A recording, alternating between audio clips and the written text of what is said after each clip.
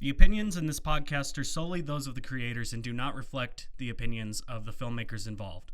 If you are of legal drinking age, feel free to have a drink with us, but please do drink responsibly. You're listening to Cole-astic Cinema. Oh, what's in the box? I've got 1 round. Hey, don't open that! It's an alien planet! Is there air? You don't know! With your host, Fabian Salazar. But like one of my favorite bits in that sequence is when he's at the bank and he's just got this big shit-eating grin on his face. And Cole Butterfield.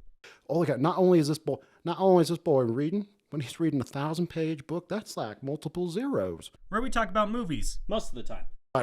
Is it we're past the statute of limitations for you to admit that? Yeah. It's been when was this? Yeah, that was in 2017. So Oh yeah, no, that's fine. so come along for a ride and have fun. You know, on Stephen Colbert, like Christopher Nolan loves the Fast and Furious franchise. I know, it's wild, right? It's like fucking He's like, what? Unashamedly loves it. No, because like Colbert's trying to give him shit about. He's like, no, like like really good series of films, really well done action movies. He's like, well, did you watch one with me? He's like, yeah, I'd watch one with you. He's like, wait, really? And like his favorite is Tokyo Drift. Yeah, he's like, like he says, start with Tokyo Drift. He's like, fucking wild. while being interviewed about Oppenheimer, a Academy Award nominated fucking movie. Oh man, it's like, oh yeah, Fast and the Furious. It's like, the fuck, you did Tenet. You did what? dude. Like I told you when Hobbs and Shaw came out, like my mom's two favorite actors are Jason Statham and The Rock. Now Jason Momoa is getting up there too, but as he should. Yeah, but when that movie was announced and it came on, there's a movie with Jason Statham and The Rock, and she's like, "Oh, we gotta go see that. We gotta go see it right now." Welcome to Cole-astic Cinema, and today we are watching The Shawshank Redemption. The Shawshank Redemption. And since this is an actually important movie that has great storytelling, great film overall, we're probably not going to say anything really profound about it because we only know how to get like actually in-depth and analyses for shitty movies for whatever. Yes, because it's a shitty movie. Your brain has to shut off. And so like, well, let's talk about it. Like, well, my brain was off, so I guess let's see, what can I find up my ass real quick? Geopolitical, socioeconomics, structures and stuff. American foreign policy. Foreign policy. All right, so Shawshank was made in 1994. It stars... it doesn't star. It was directed by Frank Darabont, written by Stephen King, and adapted by Frank Darabont. Mm-hmm. Stars Tim Robbins, Morgan Freeman, Bob Gunton, William Sadler, and Narboy Clancy Brown. It was filmed at Mansfield Reformatory in Butler, Ohio. It was made for an estimated $25 million. Only made $727,000 back opening weekend. Yeah, and made $28 million overall. So yeah, Shawshank bombed. Yeah, which is insane because it's like you were saying earlier. It's considered like a masterpiece and just an overall great movie. It's like it's 9.3 out of 10 on IMDb. Yeah, it's like one of the best movies ever made. It's thrown on like every top 100 list. Shawshank Redemption is on there. Yeah, I don't know how it's called a cult classic when everyone knows about Shawshank Redemption. So I have no idea how this bombed. Although I was reading that Morgan Freeman, since this is pre-internet and everything's done word of mouth, you have to suggest a movie called The Shawshank Redemption. And it's too much. It's too mouthy. It's got to be quick. Like Speed. What else came out in 94? Forrest Gump. Ah. Yeah. The only reason I know that because doing research, Tom Hanks was in line to be Andy Dufresne, but had to turn it down to be in Forrest Gump. Okay. Yeah, that's a lot of people. I really like looking at the trivia and all the people they had in mind, and just imagining the kind of movie this could have been. It's so weird with the people that they casted. Well, and also I recently started listening to the book, only halfway through, and so there's definitely a lot of differences. Yeah. Mostly because Red in the novella is actually he's an aging Irishman. That's why he's called Red. And also because his last name's Redding. I think I remember looking that up or something. Yeah, and that's also like when in the movie when Morgan Freeman says like I guess probably because I'm Irish. It's like it's just a nod to the book and not because you ever heard of no black Irish? Well, he does have freckles. He does have freckles. Yeah. Although we don't see him drink, but. Yeah, no, it was nominated for Oscars shortly afterwards. Didn't win any of them, which is fucking surprising as hell. Yeah, yeah, considered a masterpiece. And then people who were like in line for Red, Clint Eastwood, Okay. Harrison Ford, Paul Newman, Gene Hackman, Robert Redford, and Robert Duvall all considered. Wow. But Darabont's like, no, I want Morgan Freeman. Like, I just yeah. as he's adapting the screenplay, he's like, no, like just Morgan Freeman. Give me that smooth voiced motherfucker. I think this is like one of the first Morgan Freeman narrates movies. Well, yeah, this is what pretty much jump started his career, with him just talking over stuff and eventually just playing God in the only way that makes sense. It's like, oh, because he's narrating everything already. Yeah. He might as well be God. Yeah. Also, just like trying to imagine like, Harrison Ford, like here, first bad impression. Hey, there we go. Andy Dufresne crawled through miles of shit and all kind of stinks. What the fuck am I doing here? Just kill me. It would have been the same with like Clint Eastwood and Andy Dufresne.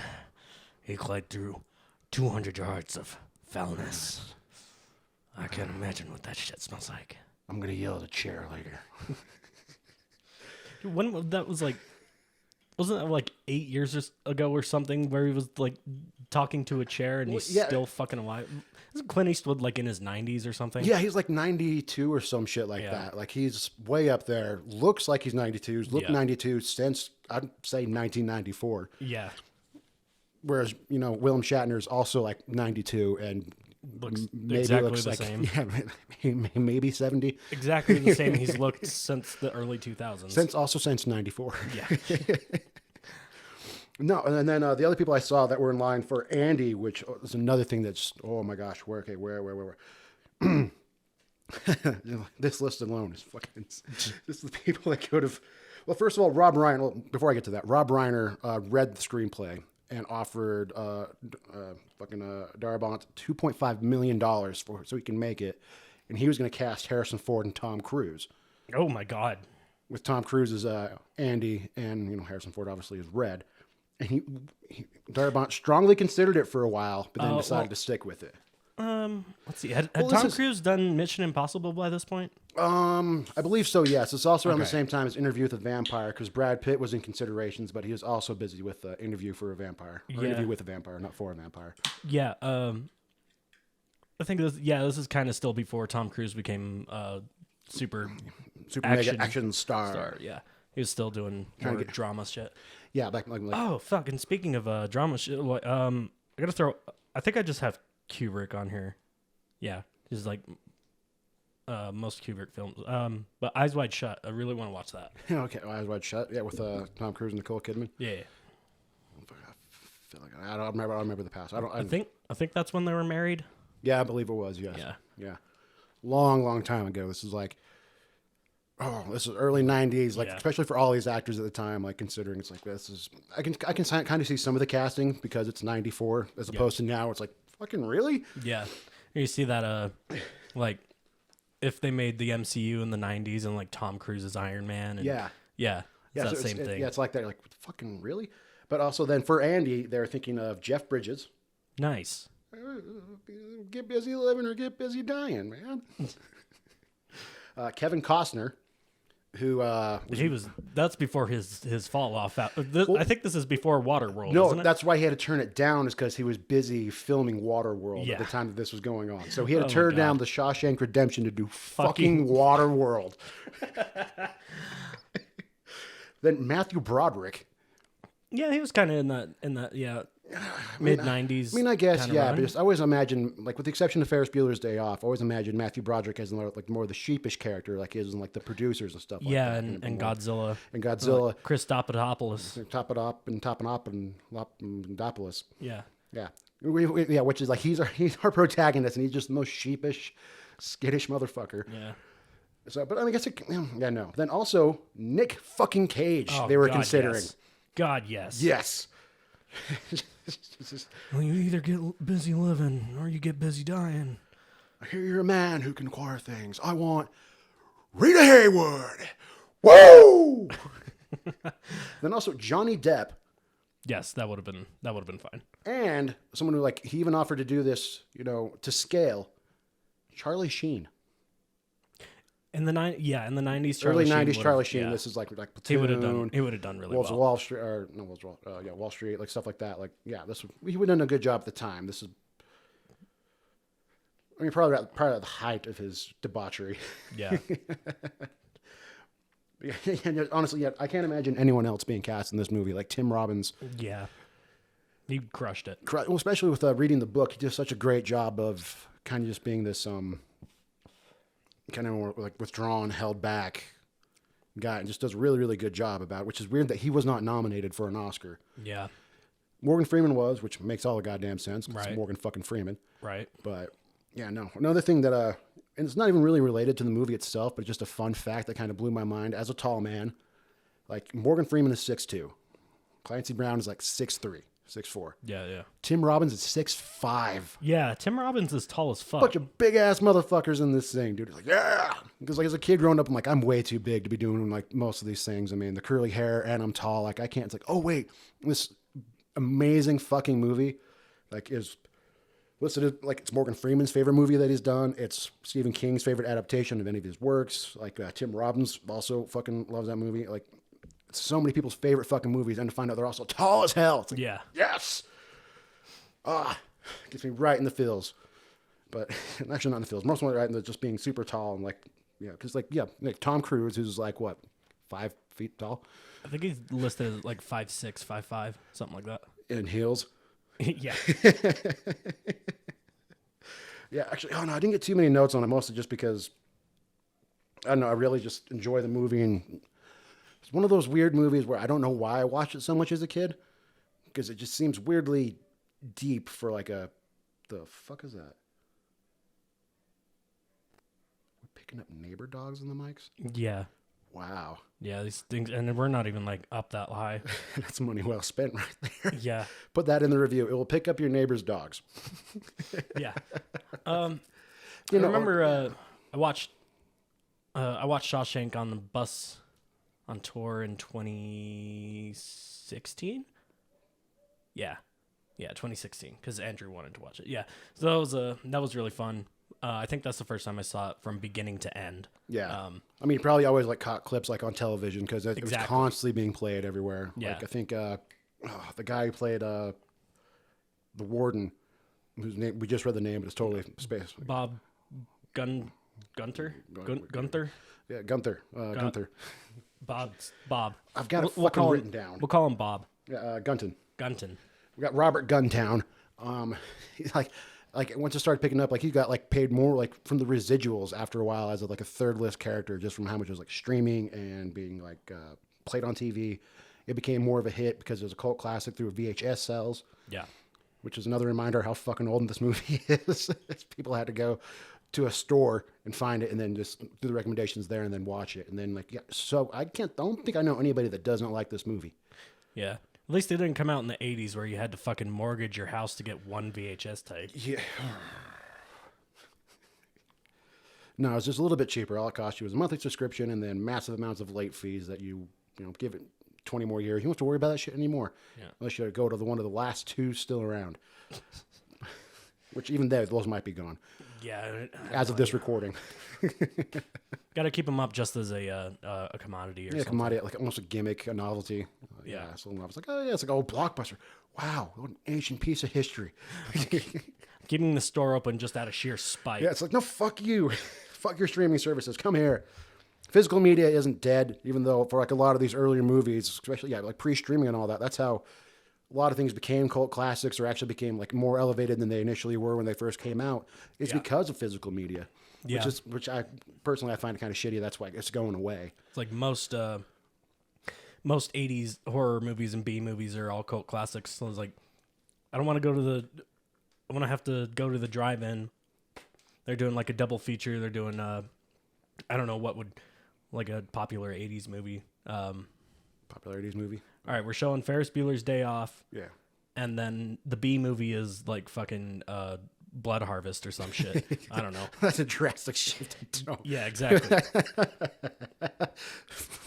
from the weirdly charismatic Matthew Broderick. Well, I guess To a movie with Tiny Tim and fucking clown makeup. see, right there. I'm not going to watch that shit. No, anything with fucking clowns. I'm not fucking doing it. But yeah, it makes me kind of lament the fading away, physical media, especially because like as a kid, I remember like when you really get into a movie, like you get the DVD and then you watch the deleted scenes, the behind the scenes, all the extras, the commentary, just like get to know everything about a movie. And I think that's a bit harder to do now. Yeah, which you just have really to look sucks. that shit up on YouTube. Plug for the tubes, but also like I'm not gonna go out. I'm not gonna go out. Just tells me in one convenient little thing. Yeah, unless I'm like really invested, like I'll go and look up. Oh yeah, shit. I'll definitely do that. But also, I also try to avoid stuff now, just because.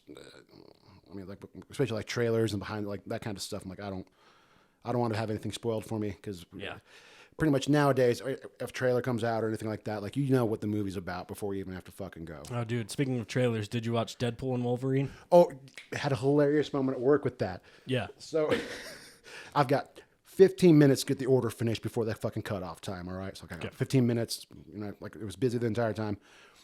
You saw me run from the dish pit, all the way to the front because I heard like just 2 words out of Ryan Reynolds' mouth. I'm like, I know what this is. And then as soon as I got home, I like pulled up the full trailer. I'm like,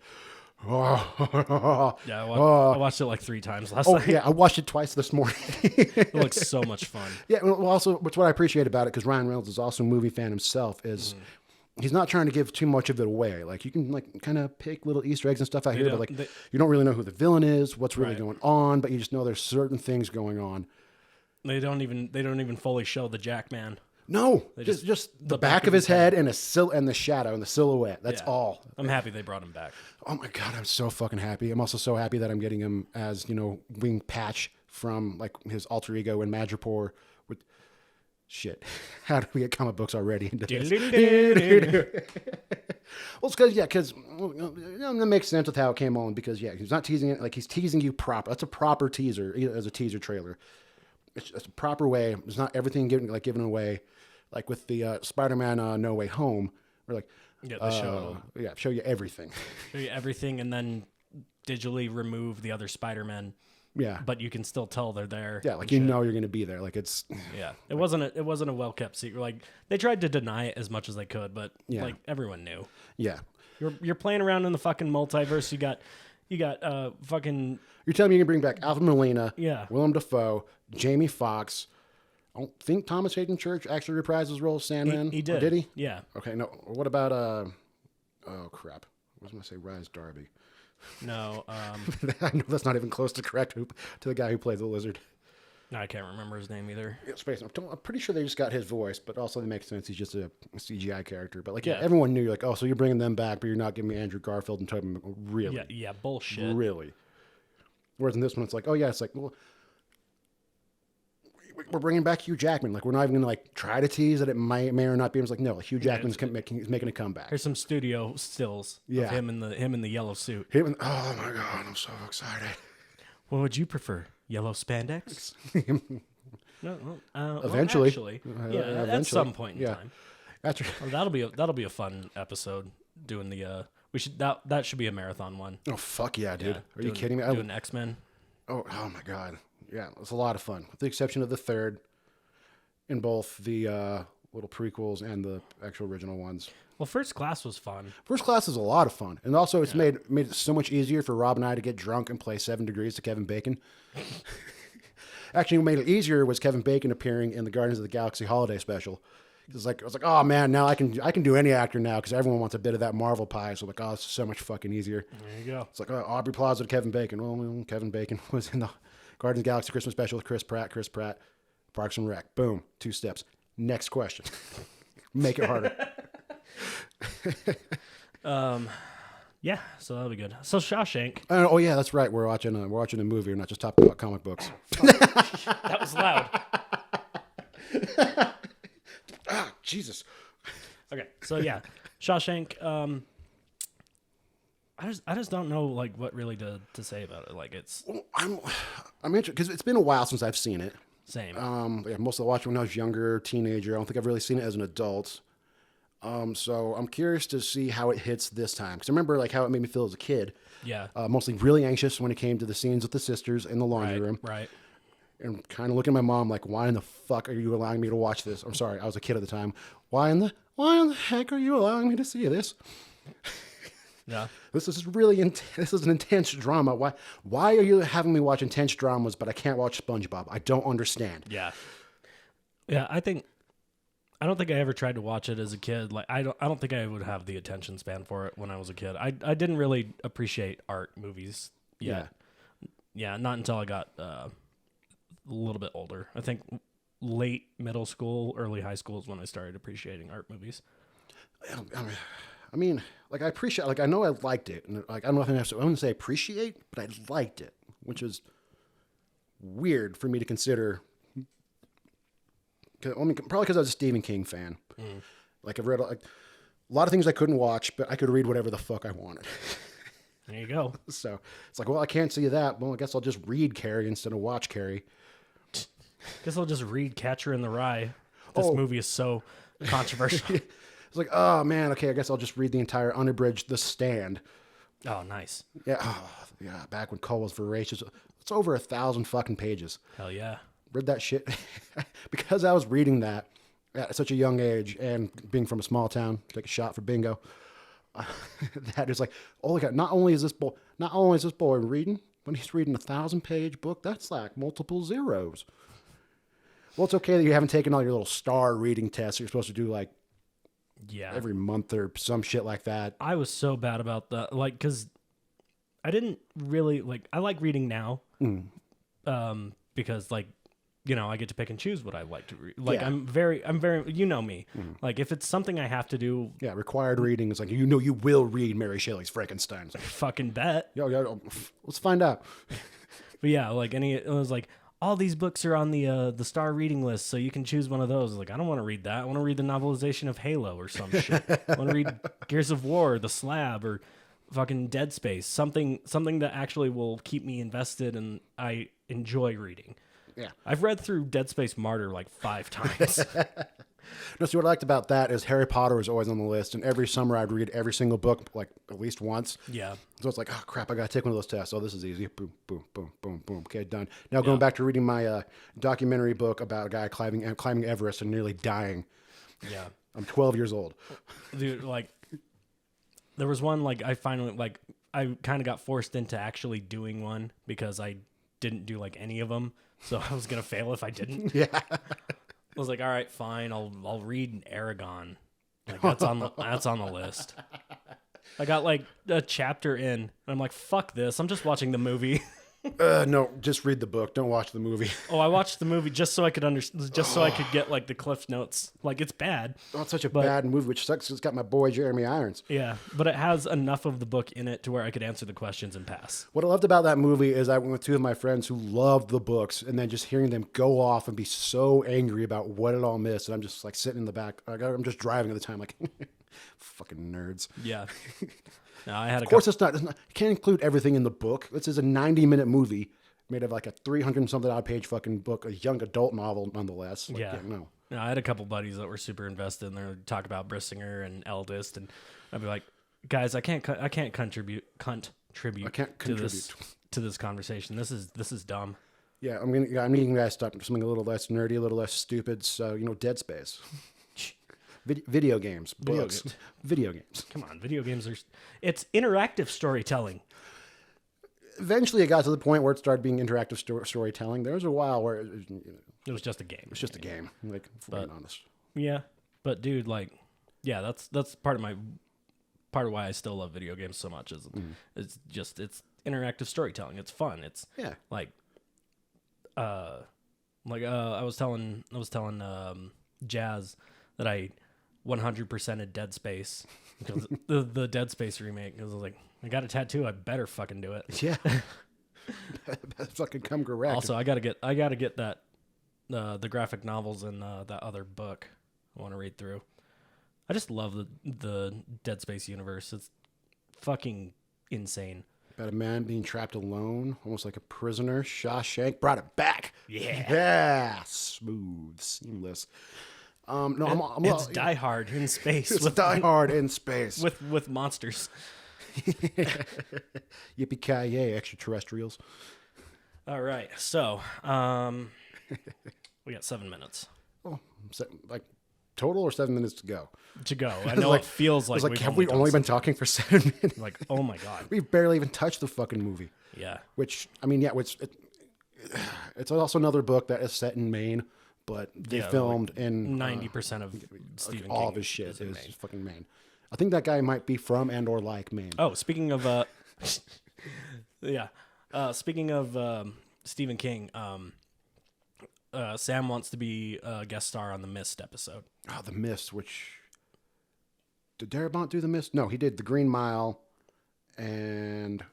Green Mile, Tom Hanks, Shawshank. Oh, no, he's done a few... oh, no, he did do The Mist. Yeah, because Frank Darabont was good friends with Stephen King, so he directed and screenplayed, or he at least wrote for The Mist, The Green Mile, and also The Walking Dead. Yes. Dude, This guy's just awesome. The Mist is one of the best movies to show people who have no idea what it is. I think I've seen The Mist. I'm pretty sure I have, because I think it inspired one of my book ideas based on the ending. Yeah. The ending is so fucking Yeah, good. and I don't want to spoil it because I want to save all those thoughts for that. So off mic, I'll talk to you Yeah. about it and see if I've got the right movie in my head. But I'm pretty sure, Yeah. yeah, that because it's one of those fun, like just fuck you, Stephen King moments, which are Yeah. really fun, really awesome, really really nice. No, it's the best. I fucking love showing people that movie. We're like, hey, we're gonna watch this. And I'm like, oh, okay, yeah, it's claustrophobic horror. Like, this is pretty cool. There's pretty awesome Lovecraftian monsters and Yeah. everything. And then the ending happens. It's like, I fucking hate you so much. What do you mean the rolling credits? What? What? Okay, yeah, no, I know exactly. Yeah, no, I've definitely seen. Yeah, no, I've seen The Mist for sure. Probably, yeah, because that was also at the height of my Stephen King love. Because I was going through reading the Dark Tower series, Ah, which I still got all of them on paperback. nice. I'd like to reread them, but that is a lot of fucking reading to do. Especially Yeah. the last book alone is huge. Is there like a Shining tie-in to Dark Tower? Yeah, it ties into everything. Yeah, the Shine is pretty much. The Shine is hinted at being part of what Jacob has as being drawn, and when he's being drawn by the three, being brought in by Roland, it's hinted that Jacob has a Shine. That's why he's able to see the things he does and kind of how like Susanna and everyone else connects. Okay, It's kind of by having the Shine. It ties into Salem's Lot. nice. Fuck yeah. Did you ever watch Castle Rock? No, and I definitely like. Definitely should have been watching that. Definitely should have been watching that. Heard about it a while ago, actually. Like I had no Yeah. idea that was even a thing. I'm like, wait, what? No, you're gonna have to add that to your list of TV shows that you list got. of So you shit got fucking- Castle Rock, True Detective, Fargo. Got to wait till March to finish the second half of fucking Invincible. Right. Cocksuckers. Well, it's almost here. It's I know. February. It's so. practically here. And for those of you that have Valentine's plans and dates, I mean, I know this episode's going to come out next week. Well, no, next week. Yeah. No, Valentine's is this Wednesday. Valentine's is this Wednesday, yes. I'm aware of that because I've got to make a salad special pretty much a day of. Yeah. And I am probably going to spend the whole day drunk and jacking off. So, So it's just another Wednesday. yeah, basically. Oh, by the way, I disabled the V chip and I watched so much porn. No, I've got it. I'm cutting this. I've got a new. God damn it. We got back to porn. Hey, man. Check. Jack, take a check mark. Go. Maybe. Girl can get it. She can do it, put your back into it. You can do it, put your ass into it. Like in Midsummer. Which Oh, well, yeah. That one's on the list. We got to watch Midsummer soon. hey, I'm down to, like, I thoroughly, like, I missed the first 20 minutes, I think, because I was taking a shower. I'm like, oh, fuck it. I'm just going to go downstairs, put on my podcast, play some Suicide Squad. And then, like, oh, fuck, I'm going to sit down and watch this movie, aren't I? God damn it. And then just sat down, didn't move. It's good. Until Kara showed up right in the That's- middle of the fucking sex scene and all that. And just, what are you guys watching? Yeah. I can explain. Oh, wait, grown-ass man. I don't have to fucking explain shit. Yeah. But no, Although this does need some context. dude, I'm sorry you missed the beginning. The beginning is so fucking brutal. That's what I heard. Yeah, like pretty much like what I jumped in is like they show up at the little thing and then immediately they start doing the Abbott and Costello or whatever the actual name is where they jump off. It's like, oh. Oh, yeah. Yeah, like has an actual word for it. I don't remember. Robbie knows it because he's into shit like that because he's Okay. a fucking freak. Yeah.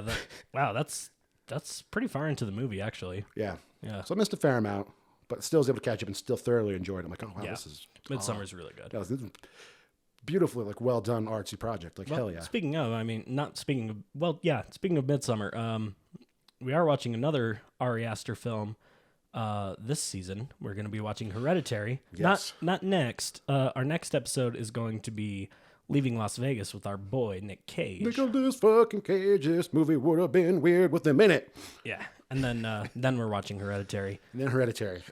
Season's coming to a close. It feels like we just started. Another movie that I'm going to be watching that my mom's going to be like, I don't know if you should be watching that.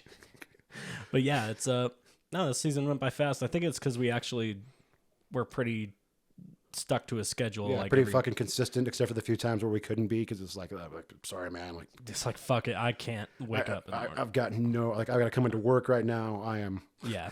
haven't had a day off in weeks. Even last week, like, you worked and I picked you up. Yeah, like- and that took a while for us to get started. Yeah, it did. It's like, fuck, I am so tired.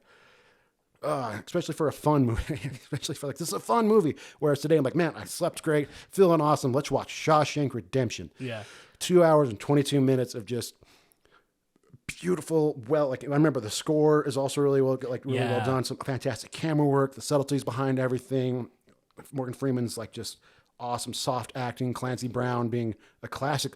Oh, another thing, looking all this up, like I typed in just like a Shawshank Redemption and it brought up the current pictures of all the actors. Like, oh my God, it's been a while. Yeah. Whoa.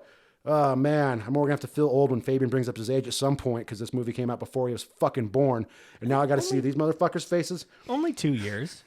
Fuck off. Yeah. Not too bad. They all look so old right now. Yeah. Still good, but so old. Did you know I share a birthday with Rami Malek? Really? Yeah. I know that came out of fucking nowhere, but I yeah, would have like, thought he was a bit older. I don't know why. well, we're not the same age. Oh, okay. We just share a birthday. Oh, okay. We were both born on May 12th.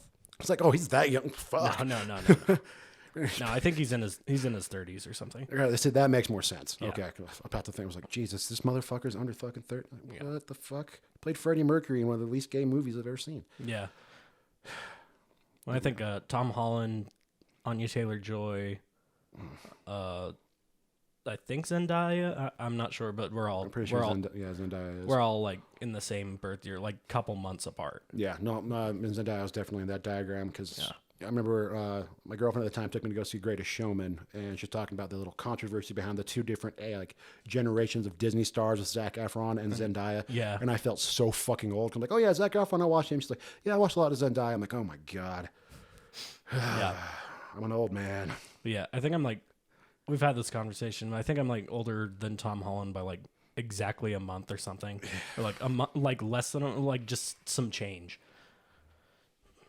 That's so weird. But it also explains why he does such a good job of playing Peter Parker. Yeah. He's probably one of my favorite Spider-Man. I love Tobey Maguire, and even Andrew Garfield has his own place in there, but Tom Holland just really does a great job of being the character. He is crushing it. Yeah, as a younger actor too, which is super, super cool. Like that's awesome. It's awesome that like movies have been going on so long that you can actually get quality like young actors and child actors and stuff like that. Because back in the day, like child actors, like, oh fuck, okay, here we go. All right, let's try to get the kid to do something like Jonathan Lipnicki. Like all right, just react. All right, okay, cool. Like, let's go take the actual shots of the adults. Yeah. Except for oh fuck, the hand job man. Haley Joel. Yeah. Yeah. Haley Joel Osment. He fucking just Jesus Christ. Yeah. He's around my age. Like, I think he may be a year older than me.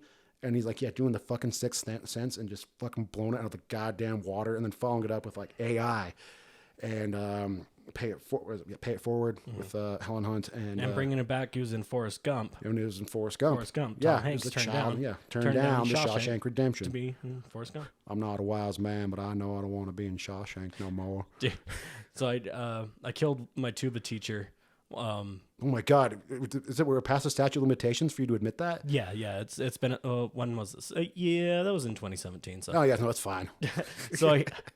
So we were in Oklahoma and everything, and Joey the tuba tech, he was talking to us and being all like, you know, like, guys, come on, we gotta work on this. Like, you can't, like, this needs to sound better or some shit like that. And I look at him like, Joey, I may not be a smart man, but I know what a tuba is. Also, just like the name Joey the Tuba Tech. Yeah. Joey fucking rocks. I got to see him this summer when Cascades came through. Hell yeah, man. So wait, you were in Oklahoma in 2017? I was in Oklahoma every year, but yeah, that was Well, that was when I particular did year, that joke, 2017. So I would have been 26. Was I living there then? I might have been. Interesting. Could have been. Middle bumfuck nowhere though. Yeah. It's fucking Well, Oklahoma. that's probably where we were rehearsing. Probably middle bumfuck nowhere. Yeah. 'Cause that's all of Oklahoma. It's also the only housing sites that lower echelon corps get in the middle of fucking nowhere. All right, we're in this. We were in like a fucking abandoned office building in 2015. It's like, all right, this is finals. This is Indianapolis. This is the Super Bowl for drum corps, and you're fucking in an office building with the shitty ass field. That's oh god, there was a dildo on the field. There was baby rabbits. It was a nightmare. Could have avoided those rabbits. Baby rabbits, just use the dildo. Come on, rabbits. Yeah. Yeah. But would I do it all again? Yes. Yes, I would.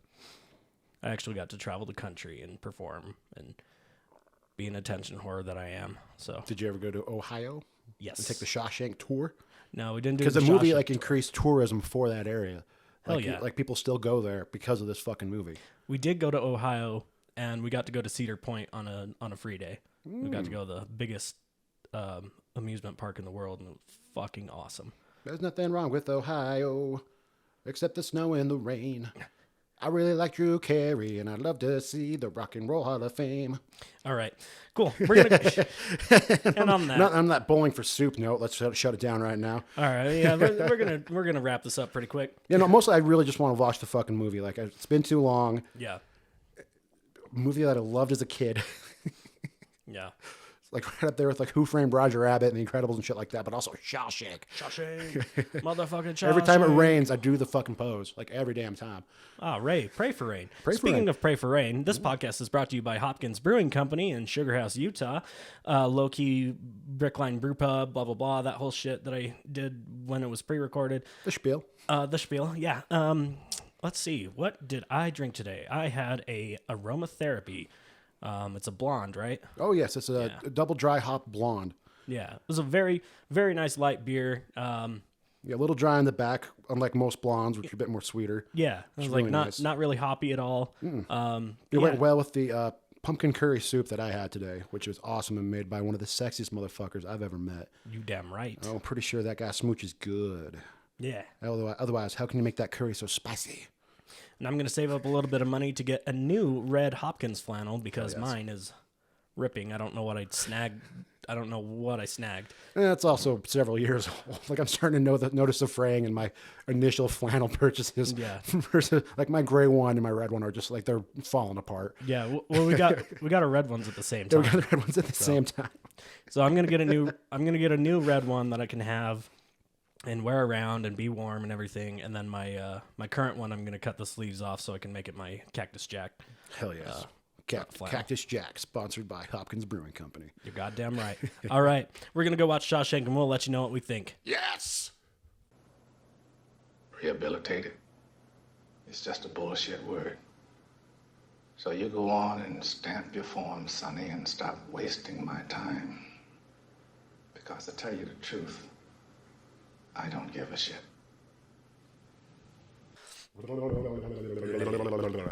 And 17 years later, that was Shawshank Redemption. Holy shit, man. that movie's long. Long movie didn't help that the TV decided to crap out and fall asleep a few times. It's like, how are you guys still doing this? How are you still going? This is a 2 hour. Yeah, but a great movie. Yeah, like regardless. Like when we paused it like the first time, it's like, oh, fuck, okay, gotta go to the bathroom. How long have we got? We still got another 2 hours? Oh damn! Okay, how close we got? Another 50 minutes. Even at the end, after Red gets out, there's still 20 20 minutes of minutes. movie left. It's like, god damn. God damn, I'm enjoying every single second of this, but how is this still going? How is this just a movie? Yeah, it's a great movie, but very long. Very long, but long, but it's just also just full of things the entire time. Like, Oh yeah. Well, I couldn't stop thinking about there's the Family Guy one, the Family Guy spoof, and then there's the Robot Chicken spoof where Andy Dufresne is the Joker and Morgan Freeman's Black Manta. oh my god. It's like, when I first met the Joker, He was the whitest son of a bitch I had ever seen. Oh man, dude. Yeah, no. I still don't understand why kid Cole liked this movie, but I get why adult Cole likes this movie. Yeah, that's a good question. Not a day goes by though that I don't think of like I loved Starship Troopers. Yeah. Like kid me loves Starship. I think it was just the fun action and everything. Yeah. And then I rewatched it like 2 years ago or something. I'm like, oh, I get to watch this on an entirely different level now. A whole new mindset. If I can understand what the fucking there's a word. Not set the whatever. I understood it. I actually got what it's trying to go for. Yeah. Like, even though everyone else who watched it's kind of like, oh, it's just a dumb, stupid sci-fi thing, but it's actually got more levels behind it. Yeah. Than you would let on. Yeah. I definitely think you should put Starship Troopers in league with Shawshank Redemption. Well, come on. Paul Verhoeven's fucking awesome. I mean, I'm not saying you're wrong. I also forgot that RoboCop is also a satire. Yeah, it's a satire about like Yeah. police states and Yeah, I think that's not the word I was looking for, but it's close. maybe. I mean, I guess satirical is as close as you can get with. Yeah. Satirical look at American foreign policy. Yeah, like a satirical commentary on American foreign policy and police states, and also on this. I wouldn't classify this as a satire. This is purely just letting you know that the American prison system fucking sucks. Yeah, no, for sure. Dude, like, yeah. It was just a solid movie. Like I was saying earlier, last time I watched this was in 2016, so I'm happy I gave it a handful of years before I watched it again. Yeah. Because it, grow and mature, and then you get to experience the movie again in a different light. And different parts, too. Yeah. Like, different parts hit you as opposed to before. Like, oh, yeah, this part. But then it's like, I don't remember this part. Yeah. Or it's like, I can briefly remember this part. Like, the whole part with Tommy, like, I completely glossed over in my mind as a child. But now I'm like, oh, this is like only, 45 minutes out of this 5-hour movie spent on this part. Dude, but it fucking gets you. The part with Tommy stuck with me the most because, like, I think it was like, that's just like the realization when Andy's like, you know what? Fuck this place. I'm getting out. Yeah. I'm leaving tonight. Well, so I remember that part, but I completely forgot about Tommy, except I'm like, oh, yeah, the Elvis-looking motherfucker. Yeah. I fucking shoot him in the back. Clancy Brown, you dirty dog. You dirty dog. You bastard ass. All right, what you got in your notes? Mostly it's just a lot of fucking one sentence praises of this, like, mostly like the big thing that kind of pissed me off. Yeah. Tim Robbins didn't get a fucking Oscar nom for this goddamn movie. Yeah. That was bullshit. He should have at least gotten a nod. Got a nod at the very fucking least. Maybe not necessarily win, because you don't got like Gump and shit like that. So I can see why, but like, yeah. Especially since I started like reading the book. I'm not finished, but just based off of how the character is portrayed, he does such a solid goddamn job of being that. Yeah. How was the judge say? The icy refrain calls him like an icy individual. And comes off as this kind of like better than thou, holier than thou, icy motherfucker. When really he's fucking not. Like the guy's a fucking sap for hope. I'll take the tall drink of water with the silver spoon up his ass. Yeah, I guess it's safe to say that I liked Andy Dufresne right away. Yeah. But he does such a great job. Like, even like I noticed like his walk and his movements were soft but also deliberate, just like the character himself would be. Like everything is calculated and thought about like a banker, and the entire time he's like that. And it's so fucking cool. Yeah, it's really to actually good. be able to appreciate that now as an adult. I'm like, oh shit, son. Like before, it's like, oh yeah, fuck yeah. But mostly Morgan Freeman, yay. But like actually watching Tim Robbins, like, no, he's really doing a great job with the character and like his like overall over the way he's supposed to act. Yeah, that's a fair amount on the notes where it's like, oh damn, he's doing it again. Oh damn, he's doing it again. Hell yeah. And just other than the next kind of fun, like what was mentioned in the beginning of the movie, but is in the book. The reason why he has the gun is because he's suicidal. Oh shit. Yeah. Like he finds out about his wife's infidelity, and takes it in a negative way, and that's why he gets the gun at first. It's not because he plans on killing, like, which they didn't necessarily need to include, because that's not like the main point, like with the murder at first. But I feel like something definitely needs to be mentioned is that he's fucking depressed. Yeah, That's also why he's like chain smoking and pulling straight back on the brown in the car. Well, that's the other note I made is like, can you imagine being angry and depressed and the only music you have to listen to is from the fucking 40s? Oh my God.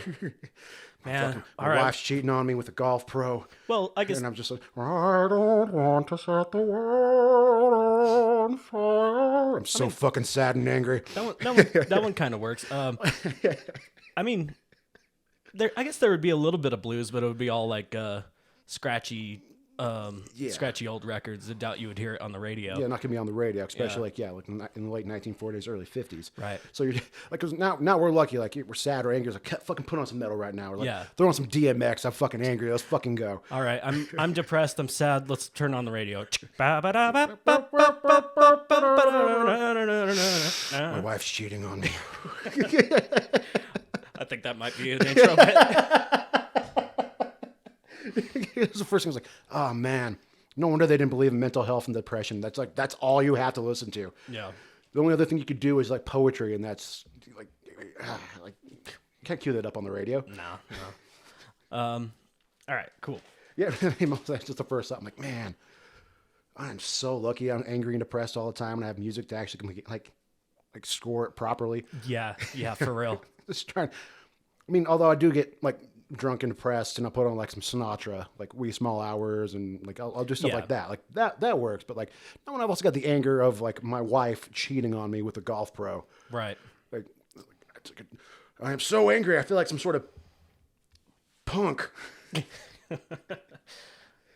Oh, also I noticed noted that the young Freeman in his picture and the guy I call it Fresh Fish is his son. Yeah, I caught that at the tail end. I mean, I heard you say it, and then I caught his name at the end. Well, and then later in 7, the son also makes another appearance as like a fingerprint taker type of guy. So he keeps his son showing up and shit, which is really, really cool. Yeah. But it's also, I find it funny that it's like, all right, picture of young Morgan Freeman when he's arrested for, which they don't really quite say, but it's like, in the book, it's kind of a triple homicide, but on accident. It's only supposed to be a one homicide. He only meant to kill his wife because he was from like the wrong side of the tracks. She came from money, so she kind of like married him as a way of like being a fuck you to her father. Her father still has a lot of control over that. It's like, all right, fine, you can marry my daughter, but you have to work for me. And that's only so he can keep him under his thumb. So he cuts the brake lines on his wife's car, but he did not know that his wife would pick up her friends, like her friend and their daughter, and then go on the way. And then, brake lines end up snapping, going off, and they crash into a wall going 50 miles an hour. He ends up killing 3 people instead of the 1. Oops. Nice. I know. Luckily, this is an audio medium. None of you saw that, but it was dope. And then, what was it? The score. Yeah. Or what there is of it. Because a lot of it is just silence or just what's just like people just talking, what's going on in the background. But when you have that aerial shot coming into Shawshank, and then going over the prison yard, and it's just those deep, classic, like Stephen King foreboding violins. Yeah, and then the when he gets free, like the score is just so happy and upbeat, and then you have that awesome, that iconic fucking like shot of him just putting his arms up and finally being able to like arms out wide because he's finally free. Yeah, and he's got the rain falling on his face, and he probably still reeks of shit. Yeah, and the final shot with the like, just like the happy music, like they fucking made it. Yeah, it's like they're free. They're so free. Good. It's oh my god, dude. Yeah, that's a good chunk of the notes. Like, damn this. Oh, damn that. Yeah. Oh, damn. Also, a little fun little fact. Clancy Brown was offered by several corrections officers to like be followed, and he turned all of them down because his character is evil. And he didn't want to misrepresent, like he didn't want to get any of that actually, like people actually trying to do their job versus just this hateful, spiteful fuck. Yeah. Who's also just a pessimist throughout the entire book. That's why he's bitching about getting all this money from his dead brother. Because it's like, I know the fucking government's going to take it. And there's like, which then leads to like one of the worst goddamn opening lines as a way of trying to like, I didn't say ingratiate yourself, but like, do you trust your wife? I'm like, fucking what? Yeah. That's how you're starting this conversation off. Like, I know you're cold, but come on, man. That's fucking... Dude, he started the conversation off like, hey, throw me off the fucking roof right now. It's like, hey, you want to throw me off the roof, right? No, don't do this. No, actually, I can't help. But you trust your wife? Excuse me? How about start with, hey, I was a banker. I could help with your money It's problem. like, hey, I couldn't help but overhearing because we're on top of a roof tarring it, and there's literally nothing else to do but listen to you and mop tar onto a roof. Also, he straight up just walks up to him. He doesn't say a fucking word. He's 6'5", fucking Tim Robbins, just sauntering slowly and deliberately. A convicted, although not actually, fucking like double homicider, slowly and just walking up to the goddamn like, gun right in the face, just like, do you trust your wife? It's like, what the fuck are you doing? Morgan Freeman's like, Andy, what are you doing? You trying to get yourself killed? Crazy bastard. That crazy bastard. Well, that's also why he ends up becoming a legend at Shawshank. That's why I'm talking about him, because everything he did, like, it's fucking legendary. Yeah. Like, it's just slow, deliberate, and he's so unassuming that you wouldn't even think about any of that. But he still just fucking does it. But also, that's just, if you're going to talk to anybody, don't ask about their trust in their significant other. Yeah. That's not a way to start off a conversation. That's usually a few more beers, you get to know each other a bit better. Especially if you're known as the banker who shot his wife. Yeah. So go, do you trust your wife? Because I didn't. Ooh. Also going back early in the movie, Fat Ass, which that's just what he's credited as. Yeah, Oh my God. He doesn't actually have a name. So like when they're like, what the fuck does it matter? He's dead. It doesn't matter. Who gives a shit? John Favreau actually auditioned for that part. Oh shit, no And way. did so terribly and felt so bad about his audition that he started focusing on his health and working out. Oh my God. Yeah. But it's such a bad job. For like, what, 5 minutes? Yeah, if that. Oh man, goddamn! Yeah, but credited as Fat Ass. I totally forgot that they killed him. Yeah, I forgot too. I'm like, where the fuck is this guy throughout the? Oh, they beat him to death. Shit. Didn't catch that as a kid. Glad I didn't. They probably had some more things that I do not need in my life. Yeah.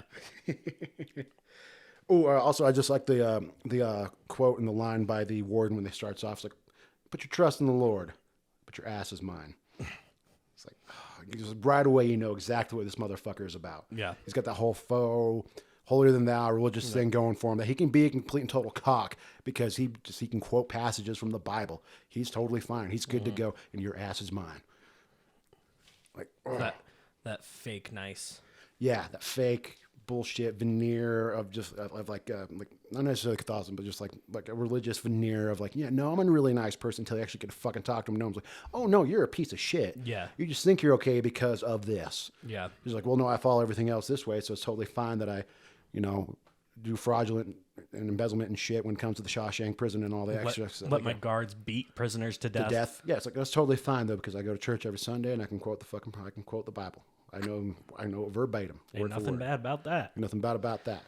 Which Oh, was just damn. a great way of, like, great, but also, I mean, not necessarily, I'd say kind of subtle way of just letting you know just what this character is about. Yeah. Which is super cool. In the book, they go through multiple wardens before they land on Norton, which is kind of glad they left that part out, because that would have been, It would have made it drag a little bit. yeah, But would have made that 2-hour and 22-minute movie drag. yeah. Which it does not drag. Then a nice little note, and something that always stayed in the back of my mind is, the gentle touch of the prison system. No wonder everyone's rehabilitated every time they get out of there. Yeah. Rehabilitated. Yeah, really. I don't know the meaning of that word. Well, it means, like, I know what you think it means, and want for politicians to make themselves bitter and youngins like you to have a job. You're a jerk. And I had sex with your mother last night. And if you let me out of here, the first thing I'm going to do is kill again. After that, noticing that Chesterfields were featured once again in a Stephen King production. That was his smoke of choice when he first started off. Chesterfield's like, I get that reference. Nice. And then, oh yeah, also that's the bits with the sisters, man. Yeah. Like, Andy fights every single time in the book, and he still gets his shit, Pushed fucked. in. Yeah. That's actually, yeah, like in fun Stephen King fashion, where he, relates it to menstruation, to where it's like, yeah, no, if you don't want anybody to know what happened, you just take a couple of wads of toilet paper and shove it up right against your anus, so because you'll bleed for a few days. Fuck. Yeah. Okay. Yeah, Stephen King loves talking about that shit for some fucking. It's probably cocaine. Yeah, yeah. It's probably the coke. Cocaine's a hell of a drug. Cocaine's a hell of a drug. You're right about all kinds of shit. And then, Hadley, trust your wife, blah, blah, blah, blah, blah, blah. Oh, the foreshadowing for Yard with Pebbles, mostly. It's like just because he's fucking dumping shit out. It's like, caught that this time because I fucking know. It's like, I'm a smart moviegoer. Several viewings later. And then also just making the note about fucking Boggs, Mark Rolston, just being fucking terrifying. Yeah. He's really good. Like he's not even in there that long. But god damn, just like as soon as he like walks up in the shower, and just like every time he says honey. Yeah. But then you also get the fun little bit where it's like, all right, you can try stabbing me, but I've read that when it comes to permanent brain injuries, the first thing to happen is that the mouth clamps down, and you sometimes need a crowbar to open it up. So whatever you put in my mouth. Oh god, you read, you ignorant fuck. That's good. Some solid burns in this whole fucking movie. It's like solid, subtle, fantastic. Everyone seems vaguely kind of Southern, even though it's kind of set in Maine and also filmed in Ohio. Yeah. But there seems to be a lilt to everyone's voice. Yeah, just that subtle twang. A little bit of twang, rather not too bad, but it's just like y'all are from Maine. No one's got a fucking like. It's like, oh, you fucking rig, you ignorant fuck. So give me the remake with fucking Mark Wahlberg as Andy Dufresne. Now we need a bunch of guys from Dundalk. Just come in there, Dundalk in Baltimore. Yeah, I fucking saw Andy Dufresne on the summer of 1947. No, bro, fucking. I'm gonna tell you something fucking about Andy Dufresne. All right, guy's a fucking legend. He's a fucking legend, bro. Go Ravens. Go Ravens. And then another fucking heartbreaking character who isn't really featured in the book, except for like maybe Brooks. Yeah. He's known as the Pigeon Man because he has a pet pigeon that he found in the yard. Yeah. But even the first paragraph, they end up finding the pigeon dead in the yard, which lets you know that Brooks didn't make it. And I, as a kid, that whole bit with Brooks completely broke my heart. Yeah. And as an adult, Still fucking break your heart. oh no. So I was like taking notes and shit and like not watching it. I'm like, God damn it, Brooks. Oh yeah, no, you saw me pull away the glasses. I'm like, god damn it, no. A man crying now instead of a child crying because actually no. Why? Like because the overarching thing, like he's institutionalized. He doesn't know anything better than what's outside these walls. He's been in there for 50 years. In those walls, he's somebody. He has a purpose. He has something to do. Because that's what the institution wants. Like that's how it's supposed to be set up. It's like it's set up for he has this role to fulfill while he's there, and then he has no help whatsoever once he's on the outside. They give him a halfway house, a job that no person at his fucking age should be doing, which is bagging groceries. I ain't got the time, man. Stop shaking my shit with your arthritic hands, man. And double bag that shit. But like, man, and just also him like feeding the pigeons, doing the bird, and like. I hope Jake shows up, but I know that he wants. Oh man, just how the system itself isn't really designed to help you succeed and be any better outside of it. No, it's just a lifelong punishment that fucks you up. Which it's just feeding into the system, and then you come back. And which is what they talk about. Fucking Freeman talks about it. Brooke talks about it. It's like I'm thinking about what I can do to break parole so I can just go back. Yeah, because once you've been there for so long, that's all you know. That's all you know. So that's. I mean, definitely an indictment on the American prison system and all that. Still, I mean, it's a setback in like the fucking 60s and 70s, but like it hasn't improved. I work in kitchens. I work with ex-cons. Yeah. A lot of them are still the fucking same. They're just out of jail. Fucking my old roommate of mine was an ex, like went to jail. He did not change whatsoever. He was the same piece of shit he was going in as he was coming out.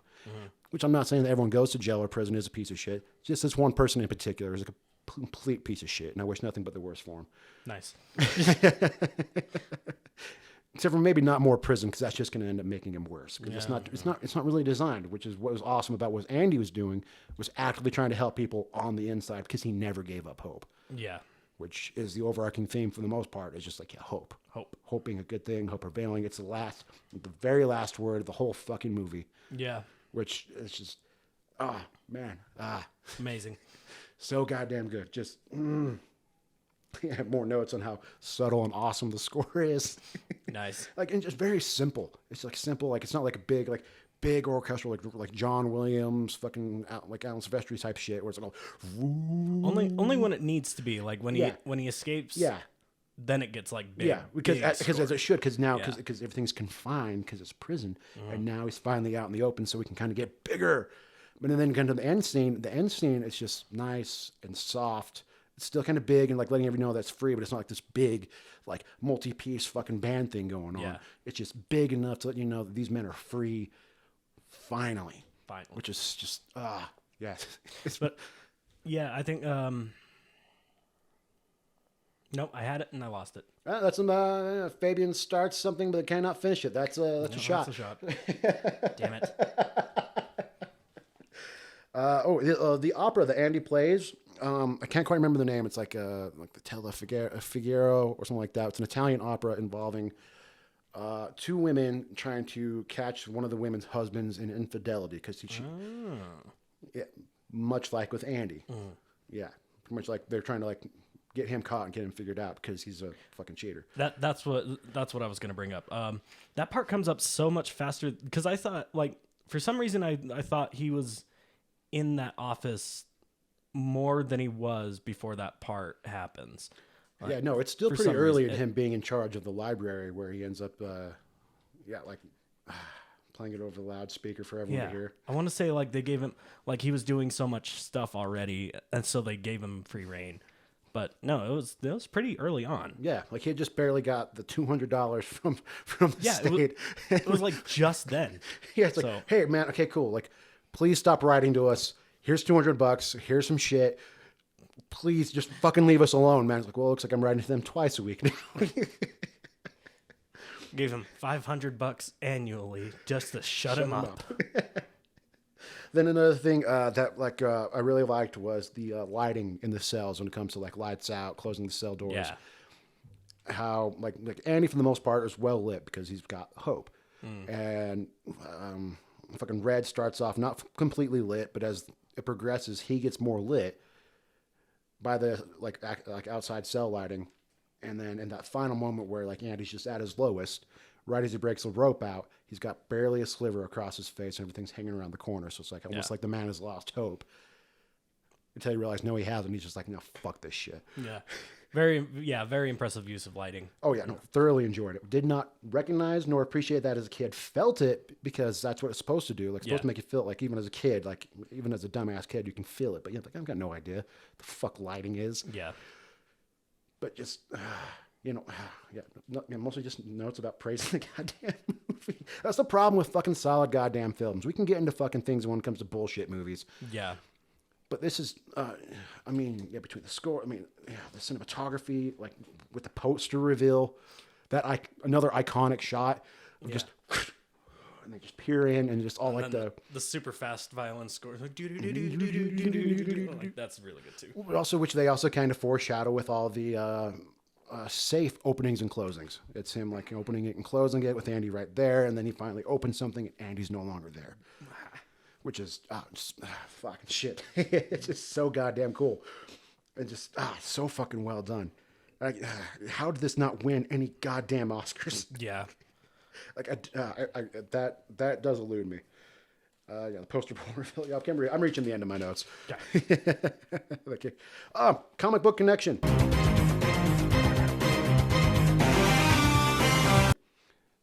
It was revealed in the Daily Bugle. Nice. All the corruption and shit going on inside Shawshank was revealed by the Daily Bugle. I want pictures of this Andy Dufresne man. I need pictures of Andy Dufresne. Andy Dufresne. Now that was a little bit too much Hunter S. Thompson. Yeah. Backcountry. And then honestly, the last thing I had, obviously besides Morgan Freeman's like monologue talking to the parole board, which is just fucking dope. Yeah. Because you see, it's the third time he's singing in the movie. He's kind of just like, oh yes, sir. Like, I'm rehabilitated. Yeah, by the grace of God, I feel so bad. And the very first one, like he's super like eager and like up. It's like, yeah, no. Of course I've learned my lesson. Of course. The second one, he tells them what he thinks they want to hear. Yeah. And just like a we're just gonna go through this. Yeah, We're it just was like, going I know through you the guys aren't motions. going to let me fucking out of here, so let's just get this out of the way. Yes, I'm rehabilitated. Do I feel bad? Absolutely. Blah, blah, blah, blah, And then the blah. last one, he's I don't give a shit. I don't, like, literally, I do not give a shit. So you just write down on your little piece of paper and let's just be done with it. I have that as a GIF saved on my phone. It's in my reacts. Which is awesome, just watching the evolution of him. And also it's like, yeah, no, Mike, yeah. Rehabilitation is a word that you just want to hear. Yeah. I also like the use of makeup. Like they slowly start, like they do a really good job at making them look like they're aging naturally. Yeah. The only person who looks like they're aging more now, like more than anybody else, is the warden. Because he starts with like full head, brown hair, and then like Like that classic militarist, like 1960s flat top. yeah. Actually, haircut. oh god damn it, what the fuck is oh god, famous drill sergeant guy. Arlie Ermy. Yeah, he was up for consideration to play the warden, but didn't want to because he didn't feel like it was a great way of conveying wardens and correctional officers. Yeah, I think he would have been. I don't think he could have delivered the subtlety that was delivered. No, I think it would have been a little bit too intense. Yeah, too intense. Like he's really good in Seven. Yeah. but he's still pretty fucking intense in that movie too. Yeah. The only movie he's really not that intense in is Saving Silverman. Which, never forget that he was in that. With Jack Black, Steve Zahn. I don't think I've seen that. You haven't? No, I guess I'm throwing that. Throw it on the list! All right, let's see. Other than that, on the list. Other than that, something that I agreed with reading and watching Tim Robbins interviews about this is this. Besides like all the other like obvious things about like hope and the prison system and things like that, guilty, not guilty, is this is ultimately a story about friendship.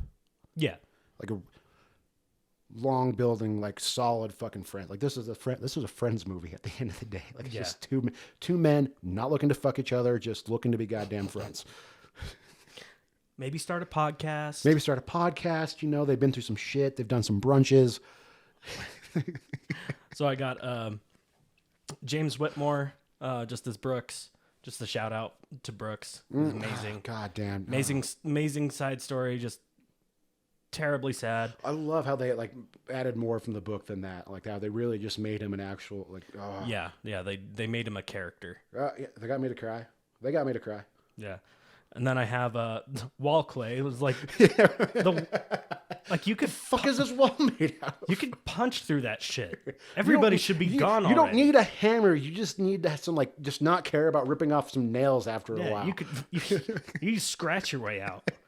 I got foreshadowing. There's a lot of foreshadowing in this movie, and you brought one up earlier with the gun. Something, yeah, the gun. Yeah, it was like gun. He was planning on suicide, and then Warden with the same style Same gun, pistol yeah, kills same himself style. in the end. Six-shot revolver with the 38 caliber 6-shot revolver. Yeah. Yeah. So that was fun. And Who then, contemplates murder for a second, just like Andy, yeah, and then ultimately turns it on himself. Whereas Andy threw it into the river. tying it back in. All comes back But yeah, together. there's a lot of really good foreshadowing. Let's see. Had to because there's another movie with I don't know the actor's name, but he played Richie Aprile in The Sopranos. He's in this. He's the Italian dude with the slick back hair. Actually, Gandolfini was in talks of being in this movie too, but had to turn it down. Is he doing 94? I don't know what Gandolfini I'm not sure what he was would have been doing there. Like I don't quite remember because I don't quite remember looking it up. But yeah, Gandolfini was also like slightly tied to this for a while. That would have been cool. Wouldn't it? Yeah. We got to throw more Gandolfini. We should watch The Last Castle. No, fuck yeah, I'm down. It'll be a really good one. Yeah, I wrote down the dude didn't wipe. He does it. Yeah. So he's like reading he's reading Archie comics on the fucking shitter. He's like, I'm gonna go pitch a loaf, and then I want to see all this gone. And then here's like music going off, and he just immediately pulls up. It's like, fucking wipe your ass at the very least, man. Like, I understand your job's on the line, but do you really want to get fired with shit in your ass? Yeah. Dude, yeah. No wipe dump. Here we go. No wipe dump. Oh. And then I didn't take notes for a very long time because I was just enjoying the movie. Mm-hmm.